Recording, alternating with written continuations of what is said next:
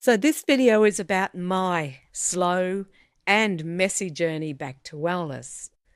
So about 30 years ago, I was overweight, I was obese, I was exhausted, addicted to sugar, and I was dealing with an autoimmune diagnosis of lichen sclerosis, which nobody likes to talk about. And my doctor had no real answers for me apart from medications.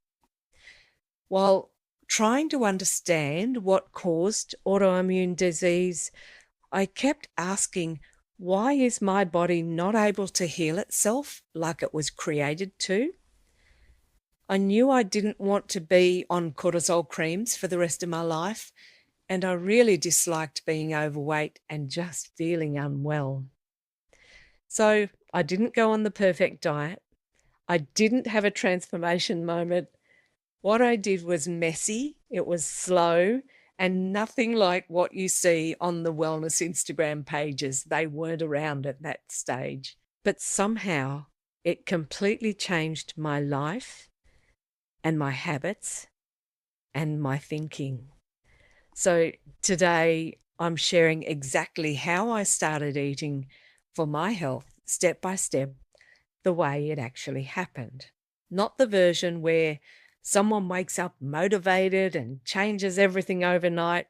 The real version, with the sugar cravings, the setbacks, the comfort food that actually helped me out, and the years that it genuinely took before my body became what I wanted it to be, because I created the lifestyle changes.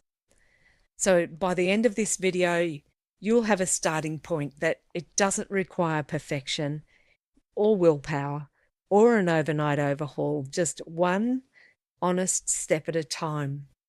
And if you want help figuring out what that first step looks like for you in your specific body and situation, then I can help you with that too.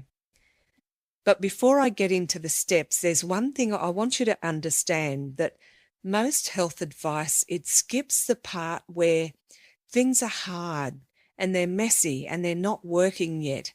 We have setbacks. And that gap is exactly where most people give up. What I'm about to share is actually what helped me through that gap. And the very first thing that I decided to change, because I knew that that was my addiction, was sugar.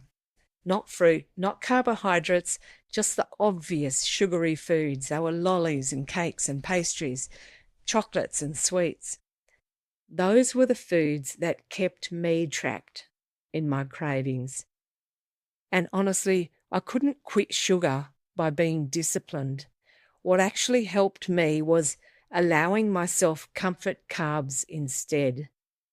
So this is the part people don't talk about enough. Sometimes you just need a bridge. You need a backup.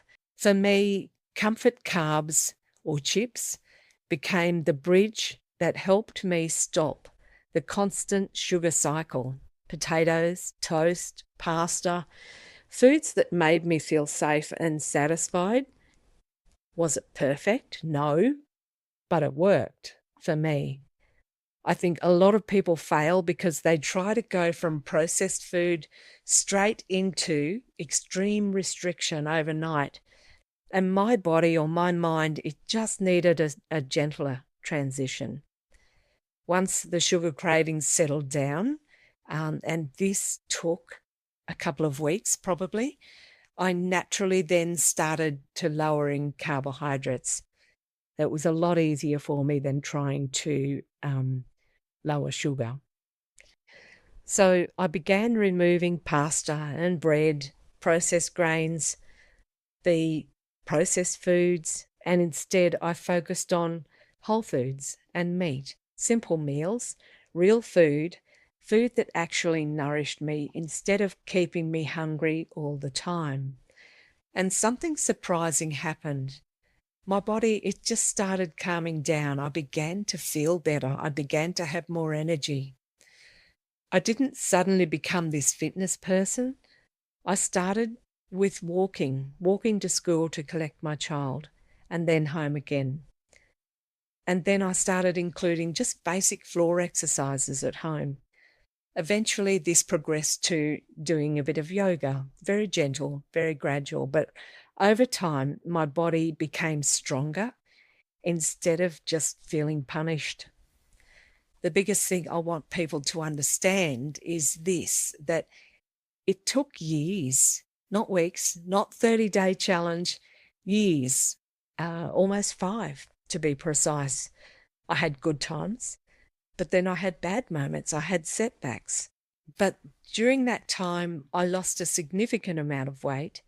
My autoimmune symptoms improved dramatically. I was able to stop using most of the medications that I'd been prescribed, and I just became happier and more confident within myself. Looking back now, I realize the real transformation, it wasn't just physical.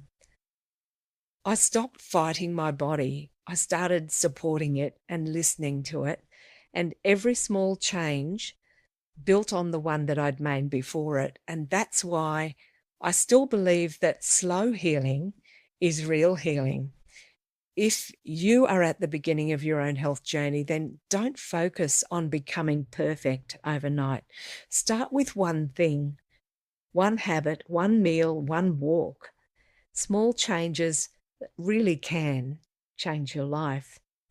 So I started this video talking about a messy, slow journey with no clear roadmap and an autoimmune diagnosis that nobody could explain to me. But what I found on the other side of that wasn't a perfect diet or a dramatic transformation. It was a body that finally felt supported instead of fought against. That's the only thing I want you to take from this video. Just slow healing is real healing. Don't try and do everything in 30 days or overnight. If you are at the beginning of your own journey and you're looking for someone to help you and to support you to figure out your first step, you can book a free mini session with me using the link in the description below. And if you choose this, I really look forward to helping you. Otherwise, just listen to what I've said and don't try and take a huge leap, just one little step at a time.